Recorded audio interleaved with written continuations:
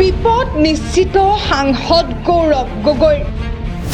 ২৬ত নিৰ্বাচন খেলিব নাপাব সাংসদ গৌৰৱ গগৈয়ে নিৰ্বাচনৰ পূৰ্বে জেললৈ যাব লাগিব গৌৰৱ গগৈ প্ৰসংগ ডেডলাইন মুখ্যমন্ত্ৰী হিমন্ত বিশ্ব শৰ্মাৰ এফালে ২৬ৰ বিধানসভা নিৰ্বাচনৰ বাবে প্ৰস্তুতি আনফালে নেতা পালি নেতাৰ বোকা ছটিওৱা ৰাজনীতি শাসক বিৰোধীৰ আক্ৰমণ প্ৰত্যাক্ৰমণত প্ৰমাদ অধিক হৈ পৰিছে ৰাজ্যৰ নিৰ্বাচনী বতাহ তাৰ মাজতে এক প্ৰকাৰ যেন বিপদ নিশ্চিত হৈ পৰিছে এপিচিচিৰ সভাপতি তথা যোৰহাটৰ সাংসদ গৌৰৱ গগৈ নিৰ্বাচনৰ পূৰ্বে জেললৈ যাব পাৰে সাংসদ গৌৰৱ গগৈ প্ৰসংগত ডেডলাইন বান্ধি দিলে মুখ্যমন্ত্ৰী হিমন্ত বিশ্ব শৰ্মাই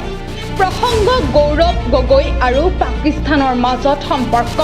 পুনৰ গৌৰৱ গগৈ পাকিস্তান প্ৰসংগ উত্থাপন কৰি সাংসদ গৌৰৱ গগৈৰ বিৰুদ্ধে মহাবিস্ফোৰণ মুখ্যমন্ত্ৰী হিমন্ত বিশ্ব শৰ্মাৰ গৌৰৱ গগৈক লক্ষ্য কৰি লৈ মুখ্যমন্ত্ৰীৰ মন্তব্য প্ৰাক্তন মুখ্যমন্ত্ৰী তৰুণ গগৈৰ পুত্ৰ ইমান তললৈ কেনেকৈ যাব পাৰে ইয়াৰ লগতে মুখ্যমন্ত্ৰী হিমন্ত বিশ্ব শৰ্মাই উল্লেখ কৰে যে 8 ফেব্ৰুৱাৰী 10:30 বজাত ৰাজহুৱা কৰা হ'ব সাংসদ গৌৰৱ গগৈ এলিজাবেথ আৰু আলী তৌকি শেখৰ পাকিস্তান লিংকৰ গোপন তথ্য আজি কেবিনেটত আমি আমাৰ এটা গোচৰ ৰেজিষ্ট্ৰেশ্যন হৈছিলে আলী তৌকিৰ শেখ বুলি এজন ব্যক্তিৰ বিৰুদ্ধে আজি আমাৰ কেবিনেটত এই সংক্ৰান্তত যি এছআইটি গঠন কৰা হৈছিল তাৰ ওপৰত আজি আমাৰ অনানুষ্ঠানিক আলোচনা হয় কেবিনেটে গৃহ বিভাগক নিৰ্দেশ দিছে যে 7 তাৰিখৰ কেবিনেটত ফৰ্মেল এই বিষয়বস্তুটো আনিব লাগে আৰু কেবিনেটে মুখ্যমন্ত্ৰীক অধিকাৰ দিছে যে 8 ফেব্ৰুৱাৰী তাৰিখে দিনৰ 10:30 বজাত সাংবাদিক মেল এখনৰ জৰিয়তে এছআইটিৰ প্ৰতিবেদনখন যিমানখিনিলৈকে পাৰি ৰাজহুৱা কৰিবৰ বাবে 7 তাৰিখে গধূলি কেবিনেটত আমাৰ কেবিনেটত দুটা সিস্টেম আছে প্ৰথমতে আমি ইনফৰ্মেলি পাতি লওঁ আৰু কোনটো লাইনত কেবিনেট মেমৰেণ্ডাম আহিব লাগে আমি ডিপাৰ্টমেণ্টক নিৰ্দেশ দিওঁ 7 তাৰিখে গৃহ আৰু ৰাজনৈতিক বিভাগে কেবিনেট মেমৰেণ্ডামখন আনুষ্ঠানিকভাৱে আনিব 8 তাৰিখে দিনৰ 10:30 বজাত ৰবিবাৰ আছে আমি এই কেবিনেট মেমৰেণ্ডামখন বা এছআইটিৰ ৰিপৰ্টটো টু দ্য এক্সটেণ্ট পচিবল যিখিনি গোপনীয় তথ্য নহয় তাক আমি আটাইখিনিক ৰাজহুৱা কৰিবলৈ কেবিনেটে মুখ্যমন্ত্ৰীক অধিকাৰ প্ৰদান কৰিছে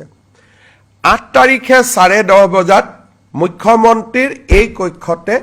এই সাংবাদিক মেল অনুষ্ঠিত হ'ব আপোনালোকক আমি আজিয়ে হাদৰ নিমন্ত্ৰণ কৰিছো লগতে যিখিনি নেশ্যনেল প্ৰেছ আছে তেওঁলোকে যদি দিল্লীৰ পৰাও কোনোবা সাংবাদিক আহে বা আমাক আগতীয়াকৈ জনায় আমি তেওঁলোকৰ কাৰণেও যিখিনি এটা নৰ্মেল যিখিনি ব্যৱস্থা কৰিব লাগে অহাৰ পাছ দিয়া সমুৱা যিখিনি কৰিব লাগে সেইখিনি আমি ফেচিলিটেট কৰি দিম গতিকে কেবিনেটত আজি মুখ্যতঃ এইখিনি আলোচনা হৈছে আপোনালোকৰ যদি কিবা প্ৰশ্ন আছে আপোনালোকে সুধিব পাৰে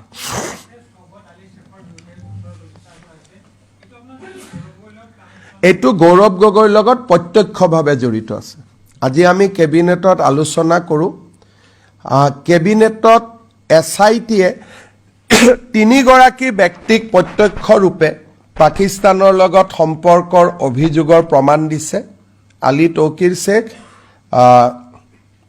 সংসদগৰাকীৰ পত্নী এলিজাবেথ গগৈ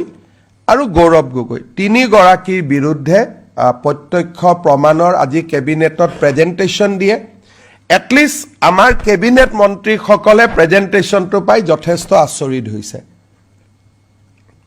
আজি আমি ক'ব খোজা নাই কাৰণ ফৰ্মেল কেবিনেট মেমৰেণ্ডামখন 7 তাৰিখে আহিব কিন্তু যেতিয়া প্ৰেজেণ্টেশ্যনটো কেবিনেটক দিছে বাকি মন্ত্ৰীসকলেও যথেষ্ট আচৰিত ইমান দিনে অলপ বিশ্বাস অবিশ্বাসৰ মাজত আছিলে প্ৰত্যেকে অত্যন্ত নিজে আচৰিত হৈছে আৰু আমি 7 তাৰিখৰ কেবিনেটত এইখন ফৰ্মেল মেমৰেণ্ডাম কৰি আনিবৰ কাৰণে নিৰ্দেশ দিছোঁ 8 তাৰিখে প্ৰেছত আমি গোটেইখিনি সদৰি কৰিম এতিয়া প্ৰশ্ন হয় সঁচাকৈ পাকিস্তানৰ সৈতে সুসম্পৰ্ক আছে নেকি সাংসদ গৌৰৱ গগৈ নিৰ্বাচন পূৰ্বে জেললৈ যাব লাগিব নেকি গৌৰৱ গগৈ সেয়া সময়ত হ'ব লক্ষণীয় news desk report NV Live